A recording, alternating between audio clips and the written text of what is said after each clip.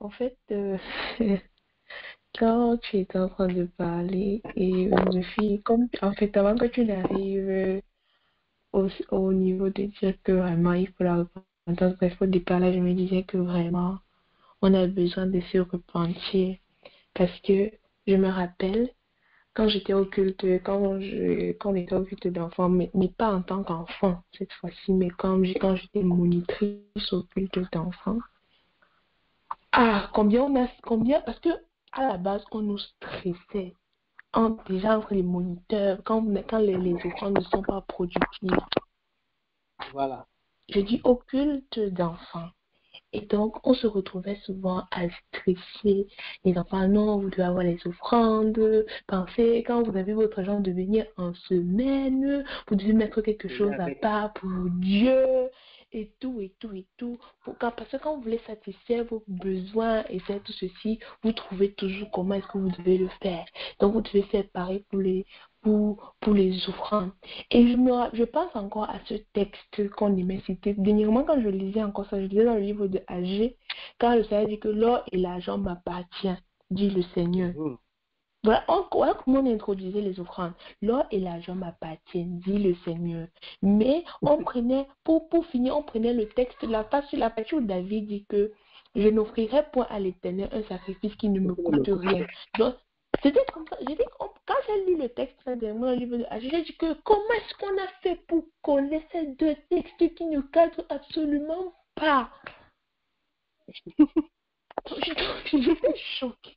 Non, j'étais vraiment choquée le jour que je me suis retrouvée face à ce texte. Et j'ai vraiment crié pour dire que mais comment est-ce que on a pu faire une chose pareille?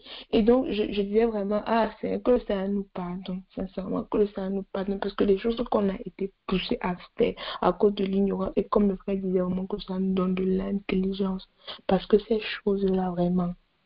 Ça n'honore en rien du. On ne peut pas vraiment venir dire à un enfant que tu dois venir donner. J'ai dit au culte d'enfant. Oui.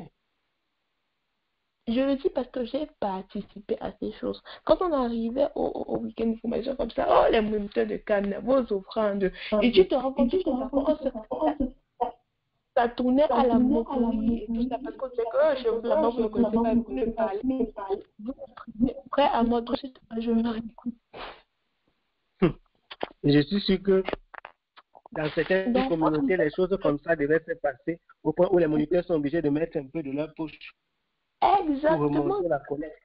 Voilà. Donc, en fait, justement, parce qu'on disait que non, c'est si on n'a pas les offrandes, c'est parce qu'on n'enseigne pas bien. Donc, en fait, la qualité du message que vous passez est au poids de vos offrandes. Au poids de vos offrandes. On disait ça. Moi, me rappelle les sacrifices que j'ai dû consentir parce qu'on on s'était retrouvé finalement à exiger que, bon, chaque moniteur, on est peut-être 7. Donc, vous devez pas, le moniteur ne doit pas donner moins de 100 francs ou de 200 le dimanche. Et souvent, et vous faites comme ça. Après, on part aussi au culte d'adultes. Que le Seigneur nous aide. C'est terrible. Vraiment, allons prier. C'est la grâce de Dieu qu'il nous faut maintenant là. On a tellement fait des choses que non.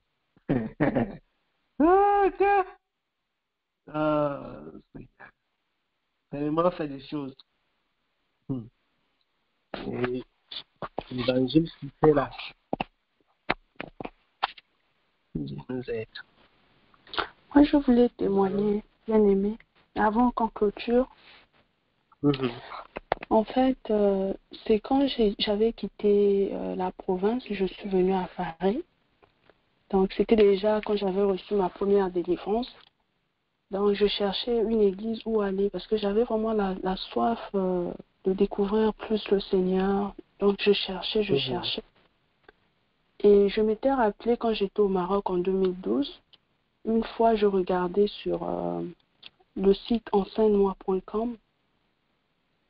À l'époque, c'était enseigne-moi.com. Mais là, maintenant, c'est EMCI TV. EMCI. Oui.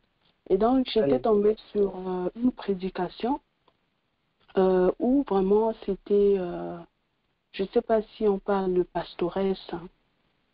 C'était vraiment une pastoresse qui prêchait et cette prédication-là m'avait vraiment touchée parce qu'elle parlait de qu'il fallait qu'on se débarrasse de tout ce qu'on avait, qui nous pesait. Vraiment, c'était quand j'étais déjà au Maroc. Et dernièrement, je vous avais témoigné un peu mon parcours, d'où Dieu m'a délivré et tout. Et donc, j'étais interpellée sur sa prédication. Mais là, vraiment, c'était depuis 2012. Et donc, quand je suis venue en France, là, et j'ai reçu cette délivrance, je cherchais maintenant où aller à Paris pour prier. Donc, je me suis souvenue de cette assemblée-là. Je dis, ben, je vais quand même regarder sur Google si je peux aller prier dans cette église. Parce que vraiment, quand je suivais la prédication en 2012, ça m'avait touchée, quoi. Et donc, je suis allée sur Google, j'ai regardé l'adresse. Et c'était vers la fin de l'année 2017, je crois, oui. On passait à l'année 2010. Non, on passait à l'année 2019. Voilà. On passait à 2019. Et donc, moi, je suis allée une fois. Je suis allée une fois avant même la fin de la fête qu'on célèbre du Nouvel An et tout. Parce que très souvent, il y a des veillées de prière. Mais là-bas, dans cette assemblée-là, il n'y avait pas une veillée de prière. C'était juste la prière la veille de l'année du Nouvel An. Et donc, c'était tombé, je pense, un dimanche aussi. Je me rappelle plus, c'était un dimanche. Mais vraiment, j'étais allée à c'était vraiment une prière, une célébration, comme pour remercier le Seigneur. Et c'était bien. On avait aussi prêché sur le désert dans notre vie. Que voilà, il fallait qu'on passe le désert. J'étais aussi touchée. Et donc, ce que je faisais, je partais maintenant prier là-bas. Je partais prier là-bas. Et un jour, on avait reçu des hommes de Dieu. C'était un homme de Dieu qui était venu avec sa femme dans cette assemblée, mais seulement on était en train de prier. Et donc, il y avait deux cultes, le matin jusqu'à 13 heures et l'après-midi, c'était de 16 heures jusqu'à, je pense, 20 heures ou 19 heures par là. Et un moment, vraiment, on parlait des dîmes, quoi. Et des dîmes. Et il fallait vraiment donner. Les gens avaient donné, c'était pas fini. Et donc, le serviteur de Dieu qu'on avait reçu, lui, il était venu avec sa femme. Un moment, maintenant, déjà, ce que j'avais pas vraiment, j'étais pas en paix quand je voyais ça. Il s'est mis en estrade, en train de embrasser sa femme, un peu pour dire que non, voilà l'amour, comment, hein, l'amour, quoi. Mais il embrassait maintenant sa femme. Et après, il a dit à un moment que non, tout le monde puisse s'embrasser, quoi. Les couples qui étaient présents avec leurs femmes, qui puissent s'embrasser. Bon, ce jour-là, on prêchait de l'amour. Mais moi, j'ai trouvé que c'était pas normal quand même. Après, je suis restée tranquille. Oui.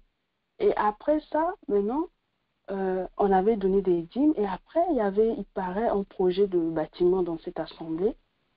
Et il fallait contribuer parce que jusque-là, le projet est toujours, ça tourne au ralenti parce que les gens ne cotisent pas pour ce projet de bâtiment et tout. Donc il fallait qu'on donne et c'est le serviteur qui était venu des États-Unis qui parlait maintenant. Et un peu genre pour nous motiver à donner pour les dîmes, maintenant pour ce projet-là. Parce que vraiment, il faut qu'on construise, il faut que, voilà. Ah, moi, ce jour-là, je n'avais rien. Mais dans la pression, j'ai signé un chèque. Et je n'ai pas compris, j'avais mon chéquier sur moi ce jour-là. J'ai signé un chèque juste par la pression, quoi. Juste par la pression, j'ai signé ce chèque. Je n'avais même pas un rond dans mon compte. C'est comme si j'étais aveuglée, je ne comprenais rien. Et ce jour-là, moi j'étais restée pour aussi faire le culte, participer au culte du soir.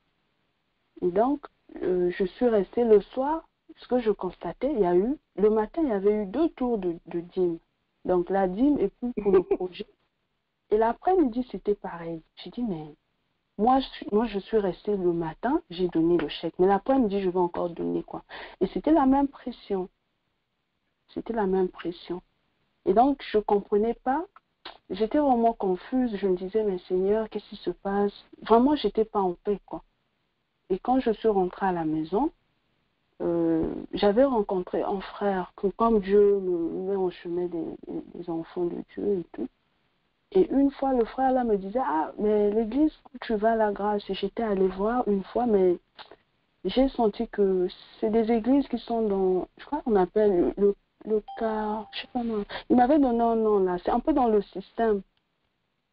Dans le système. Et donc, moi, je me disais, bon, je sais pas, moi, vraiment, j'ai connu cette église depuis quand j'étais au Maroc. Mais quand je suis arrivée ici, je partais jamais. Même quand je venais à Paris, j'ai commencé à aller parce que je cherchais une église où aller.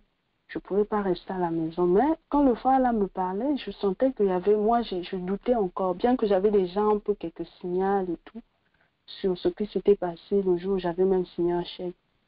Et donc, après ça, un jour, j'ai dormi, le Seigneur me montrait un songe. C'est comme si j'étais assise devant un banc et l'estrade, par contre, c'était devant moi. C'est comme si je regardais un film. Et donc, les gens sortaient dans une chambre et c'est comme si c'était une chambre que tout le monde ne pouvait pas rentrer. Seulement les gens ceux qui sont proches du pasteur qui pouvaient rentrer.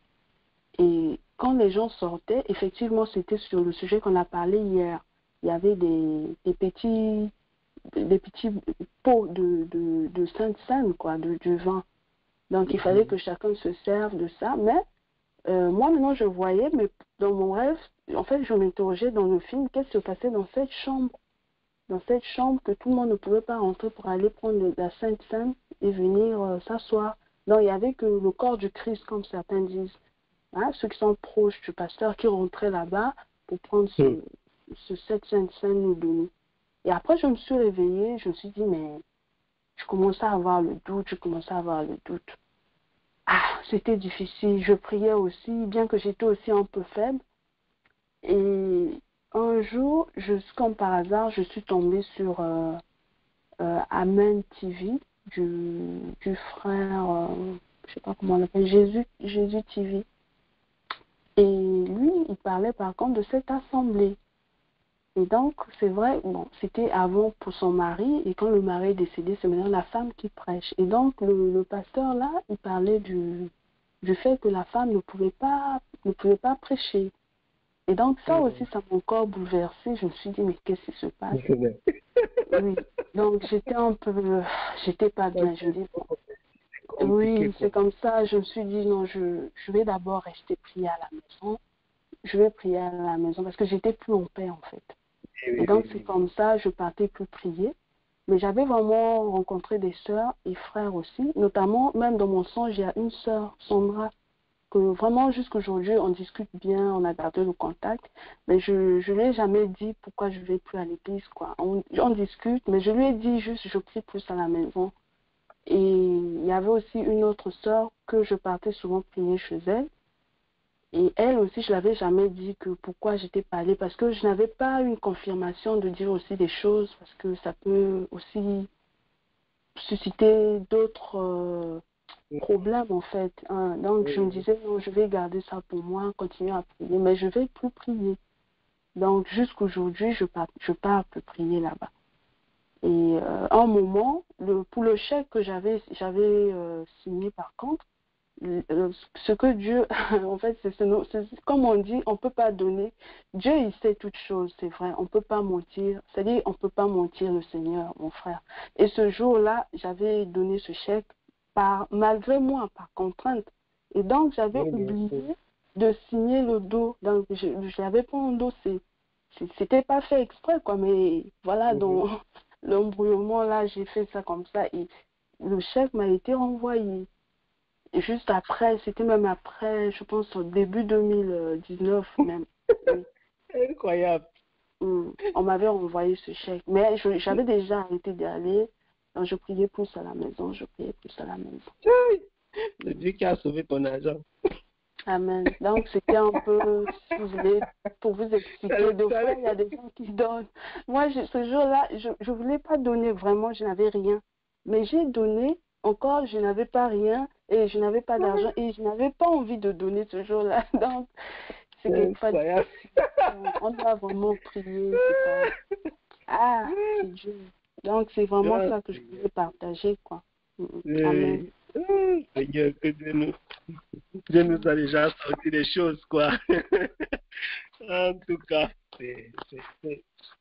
nous rions, mais c'est terrible de voir comment les gens souffrent, les gens se tuent à faire ce qui n'est pas la volonté de Dieu, en fait.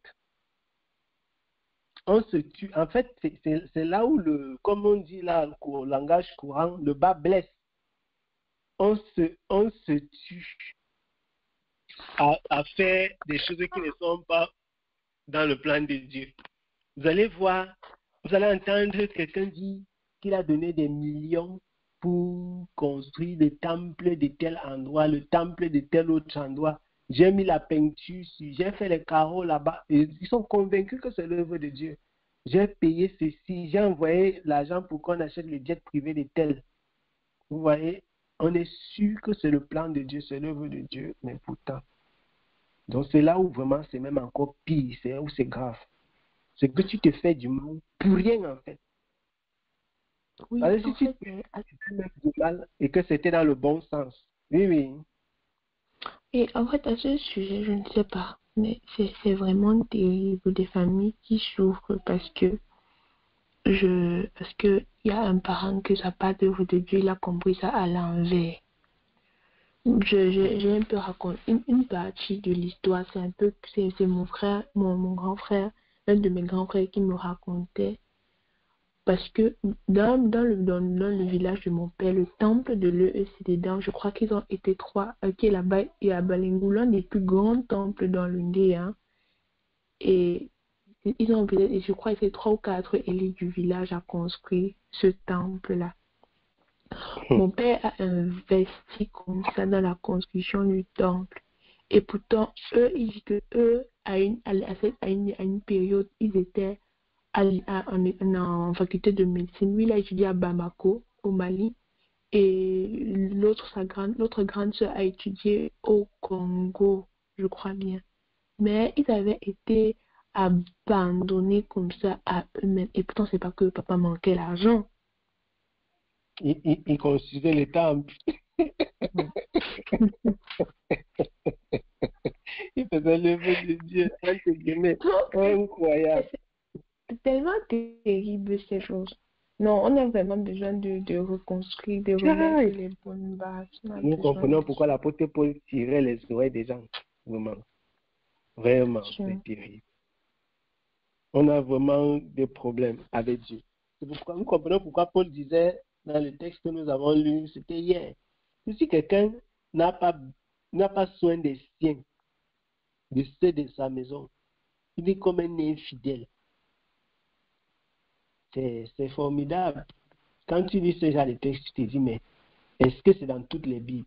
Il y a des versets dans la Bible que quand tu sors de la religion, quand je parle de la religion, c'est des assemblées où on suit un certain chronogramme, un certain calendrier, une certaine façon de faire. C'est toujours les mêmes choses chaque année. C'est-à-dire, on te dit, période de l'Avent, les mêmes textes. Période de Noël, les mêmes textes. Dès que vous finissez, on dit que les temps de l'église. Après, on dit qu'on est entré dans la période de Pâques. Période de quoi, ainsi de suite. Les mêmes liturgies, les mêmes textes des évangiles, les enseignements sont carrés. Jusqu'à quand tu lis le texte comme ça, là, tu t'assois, tu sais déjà ce qu'on va dire. Voilà. Lorsque tu sors de ces systèmes religieux, il y a des textes de la Bible que tu lis, tu peux te renverser. Tu peux vraiment te renverser. Tu te demandes, mais ça existait depuis, et j'avais la Bible et je n'ai jamais lu. Pourquoi est-ce qu'on n'a jamais prêché sur ça? Parce que parfois, même quand vous êtes dans les assemblées, on lit les textes, on n'insiste pas sur la partie là. On insiste ailleurs. On insiste ailleurs. Quelqu'un va te lire ce texte de Timothée là. Il ne va pas insister sur la partie là, il va aller insister ailleurs, la partie qui l'intéresse. Donc, c'est ça. C'est pourquoi il y a une déformation spirituelle du peuple. Ils ont une compréhension biaisée de Dieu. Et c'est triste. C'est triste. C'est triste. Donc, on peut pas. Il y a encore. Je me rappelle, il y a quand tu disais la scène, et puis quand tu parlais, quand tu as abordé le sujet des méga church, subitement je me suis rappelé à la fin 2016, quand on était entrés en contact et que je t'avais posé la question sur la scène. Donc quand on est dans la religion, non. Quand on est dans la religion, non, je vous assure, c'est pas facile. Moi, je me rappelle j'avais parlé avec le frère, avec la Pierre, il m'a expliqué, un détail brillant avec les audios à l'appui, j'ai téléchargé, j'écoutais, partiellement, j'ai dit, ah d'accord, merci. Mais dès que j'ai fini, je suis restée, j'ai dit que le gars c'est fou.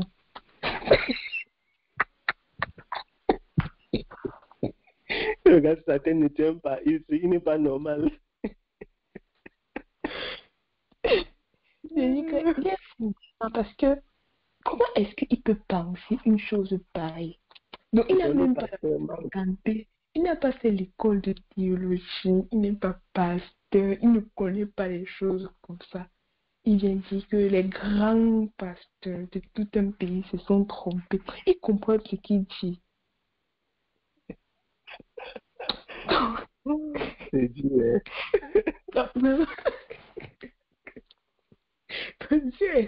Quand je me suis encore appelée, j'ai éclaté de rire toute seule. D'avoir vraiment besoin. Quand le Seigneur t'a pas ouvert les yeux, non. La religion, c'est quelque chose que, non. La religion. Ça fait mal. Ça fait mal. Quand j'ai commencé à faire ça, quand ça a commencé à ouvrir mes yeux comme ça, j'ai resté sur la machin, je me disais que merde, ça fait mal, hein, quand tu te rends compte qu'on t'a menti. Qu'on t'a menti et que tu as aussi menti. Et que tu as cru, tu avançais également. Ça fait mal, ça fait vraiment, c'est une douleur terrible.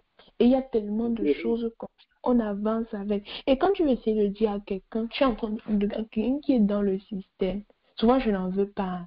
Il te dit que tu es en train de blasphémer. Grave, moi, j'ai dit que le papier était fou. Mais bien sûr. Je me rappelle encore.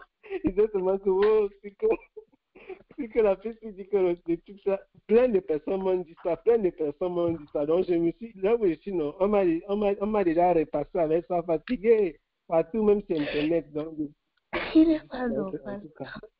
C'est que, mais bon, le Seigneur connaît ses enfants et chacun va venir témoigner à son tour. Non, c'est formidable. C'est terrible, hein? C'est terrible. Moi, j'ai déjà rencontré plein de ces choses. On m'a dit même sur Internet, un des moniteurs du culte d'enfants, il m'a rappelé comment moi j'étais petit, c'est eux qui ont tenu ma main. Tu parlais même quoi comme ça? Nous, on a tenu ta main, tu ne connaissais même pas un verset biblique. Ouais, c'est ça en fait. C'est que le Seigneur vraiment, si le Seigneur ne nous aide pas, non, on ne peut pas s'en sortir. C'est des choses qui arrivent. Et donc, tout ça arrive pourquoi? Parce que Dieu permet qu'il y ait les incompréhensions, comme je disais l'autre jour dans les audios avec Dieu laisse qu'il y ait certaines incompréhensions afin que ceux qui cherchent vraiment Dieu dans la vérité, qu'ils puissent le trouver. Et non ceux qui le cherchent superficiellement. Ceux qui cherchent Dieu superficiellement vont croire au mensonge. Mais ceux qui sont vraiment prêts à s'engager pour chercher la face du Seigneur dans la vérité, ils finissent par le trouver en fait. Et le Seigneur leur fait grâce. Donc c'est un peu ça. Ils finissent toujours par trouver le Seigneur. Et il leur fait grâce dans sa bonté. Oh, c'est merveilleux. Je crois que nous allons